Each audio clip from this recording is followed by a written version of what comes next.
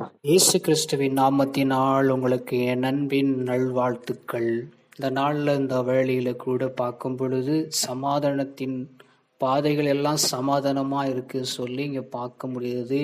வழிகள் எல்லாம் இனிதான வழிகளாய் அவங்களுடைய பாதையெல்லாம் சமாதானமாக இருக்குது அப்படி சொல்லி இங்கே பார்க்க முடியுது. யாருடைய வழி யாருடைய பாதை சமாதானமாக இருக்கு சொல்லி பார்க்கும் பொழுது நீதிமொழிகள் 3ஆம் அதிகாரம் 17வது வசனம்.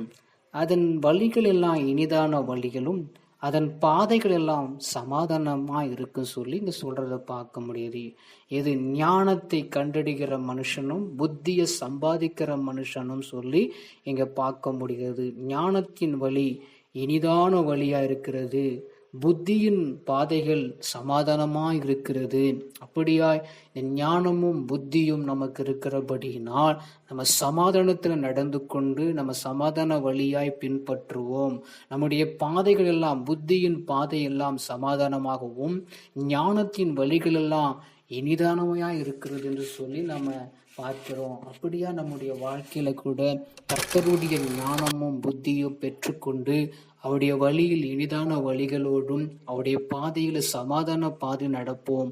கர்த்தர் தாமே இதுக்கு நமக்கு அற்புதம் செய்வார். இந்த சமாதானம் என்கிற வார்த்தையின் மூலமாய் நம்மை ஆண்டவராகிய இயேசு கிறிஸ்து கற்றுக் கொடுப்பதனால கர்த்தரை ஸ்தோத்தரிப்போம், ஜெபம் பண்ணுவோம்.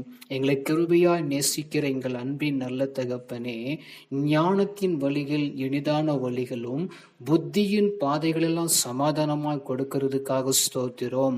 அப்படியே நீங்க சமாதானத்தை எங்களுக்கு வைத்திருக்கிறதுக்காக ஸ்தோத்திரோம். உம்முடைய சமாதானமும் உம்முடைய கிருபையும் எங்களை வழி நடத்தட்டும். இந்த நாள் முழுவதும் செயல்படுத்தி எங்களை பாதுகாத்து கொள்ளும். பெரிய காரியங்களை வாய்க்க பண்ணும். இயேசுவின் நாமத்தில் ஆமென்.